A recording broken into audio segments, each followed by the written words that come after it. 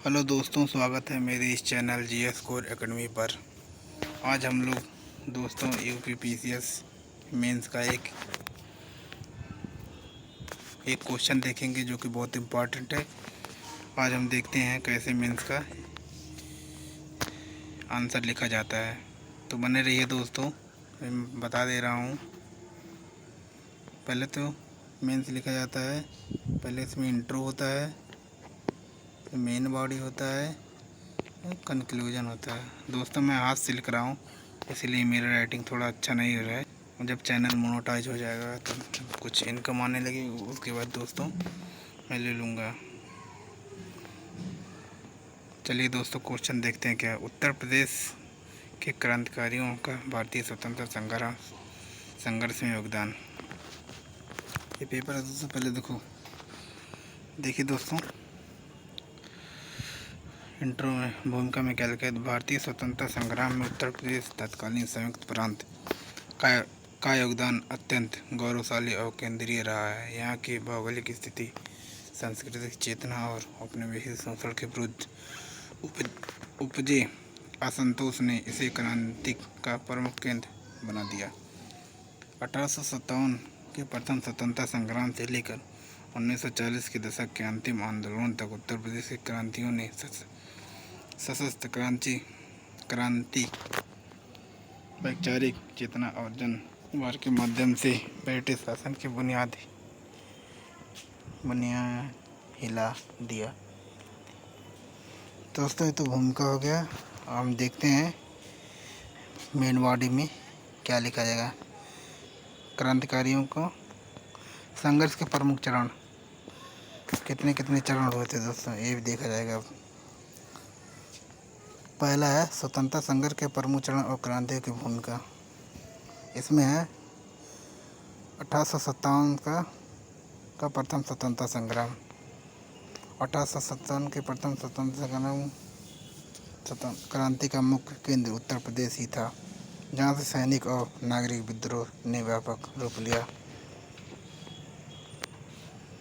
मतलब दोस्तों इसमें ये कहा जा रहा है कि कि ज़्यादा से ज़्यादा लोग उत्तर प्रदेश के ही थे स्वतंत्रता संग्राम में, प्रथम स्वतंत्रता संग्राम में दोस्त 1857 में जो हुई थी क्रांति। इसमें थे मंगल पांडे बलिया से, 34वीं नेटिव फैक्ट्री के सिपाही मंगल पांडे ने बैरकपुर में क्रांति का बिगुल फूंका, जिनका संबंध बलिया से था। दूसरा थे रानी लक्ष्मीबाई झांसी से। इनका नारा है, मैं अपनी झांसी नहीं दूंगी। ये उद्देश्य के साथ अंग्रेजों ने लोहा लिया और साथ दी। तीसरा है नाना साहब एवं तात्या टोपे कानपुर में सैनिक विद्रोह का नेतृत्व किया और रणनीतिक छापामार युद्ध छेड़ा। चौथे से बेगम हजरत महल लखनऊ अवध, जो है ना अवध मतलब अयोध्या, अपने अल्प वयस्क पुत्र ब्रिजेश कंद को नवाब घोषित कर लखनऊ में ब्रिटिश रेजिडेंस को घेरा। मौलवी अहमद अब्दुल्ला फैजाबाद, अंग्रेज़ों के खिलाफ जिहाद और स्वतंत्रता युद्ध का कुशल नेतृत्व किया। क्रांतिकारी को दूसरा चरण आ गया दोस्तों। 20वीं सदी का क्रांतिकारी राष्ट्रीयवाद 1920 से 1930 के दशक में। 20वीं सदी का मतलब मैं बता दूं दोस्तों, 20वीं सदी का मतलब होता है 1901 से लेकर तो 2000 तक। इसको 20वीं सदी कहा जाता है। असहयोग आंदोलन के अचानक स्थगित होने के बाद उत्तर प्रदेश के युवाओं ने सशस्त्र क्रांति का मार्ग चुना। असहयोग आंदोलन गांधी जी द्वारा चलाया गया था। 1922 में गांधी जी ने जब जलियांवाला बाग हत्याकांड हुआ तो उन्होंने स्थगित कर दिया था। क्योंकि गांधी जी का मानना था कि हिंसा पे चलकर हमें आज़ादी नहीं मिलेगी, इसीलिए गांधी जी ने बंद कर दिए थे ऐसे। और इसमें है पहला पहला पहला group, Hindustan Republic association HRA का गठन 1924 में। अक्टूबर 1924 में कानपुर में सचिंद्र सान्याल, राम प्रसाद बिस्मिल और योगेश चंद्र चटर्जी ने HRA की स्थापना की। इसका उद्देश्य सशस्त्र क्रांति द्वारा संयुक्त राज्य अमेरिका की स्थापना करना था, यूनाइटेड स्टेट बनाना था, भारत को यूनाइटेड स्टेट बनाना था।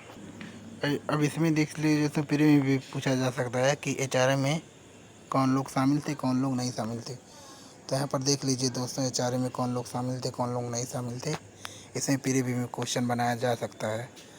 3 का नाम दिया जाएगा, 1 का नाम नहीं दिया जाएगा, वही पूछ लेंगे कौन नहीं है शामिल। तो देख लीजिएगा दोस्तों। दूसरा काकोरी टेरर एक्शन, जो डकैती को भारत सरकार उत्तर प्रदेश सरकार ने एक्शन कर दिया है।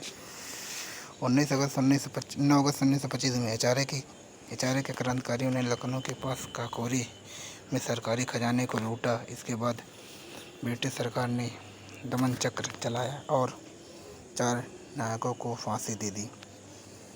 पहले थे राम प्रसाद बिस्मिल, इन्हें गोरखपुर जेल में फांसी दिया गया था।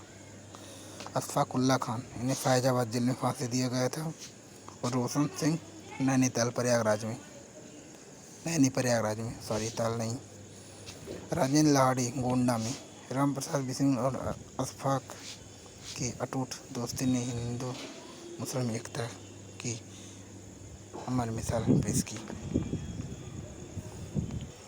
अब फिर में पूछा जा सकता है कि दोस्तों राम प्रसाद बिस्मिल को किस जेल में कैद करके रखा गया था, तो गोरखपुर।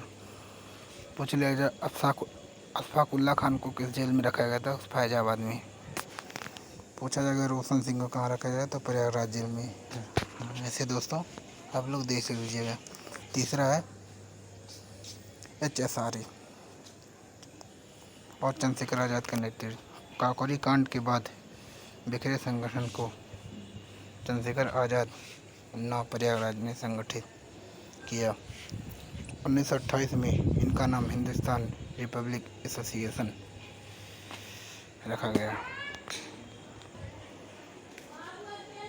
अगला दोस्तों अल्फ्रेड पार्क शहादत, जहाँ पर भगत सिंह ने और चंद्रशेखर आज़ाद जी ने जहाँ पर खुद को गोली मार दी थी। 27 फरवरी 1931 में प्रयागराज के अल्फ्रेड पार्क में पुलिस से गिर जाने पर चंद्रशेखर आज़ाद ने आज़ाद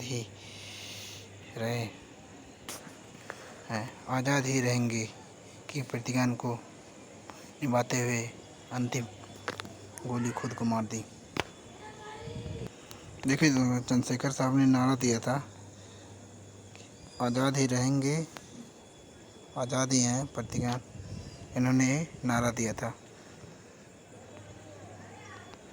पूछा जाएगा ये नारा किसने दिया था, तो आप लोग याद कर लीजिएगा, चंद्रशेखर आज़ाद ने।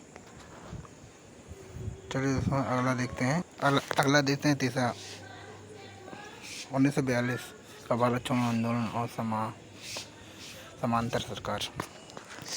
बागी बलिया एवं चित्तू पांडे। चलिए दोस्तों कहीं चल गए थे, खाना भी बना रहे हैं ना साथ में, तो अकेले रहते हैं तो गैस चालू था, इसीलिए बंद करने के लिए चल गए थे। 1942 में बलिया में क्रांतिकारियों ने ब्रिटिश सत्ता को पूरी तरह से उखाड़ फेंका और चित्तू पांडे के नेतृत्व में भारत सरकार की पहली समांतर सरकार गठित हुई। अब देखते हैं दोस्तों योगदान का आलोचनात्मक मूल्यांकन का पहलू इधर है, इधर प्रभाव एवं महत्व। वैचारिक परिपक्वता। प्रभाव HRA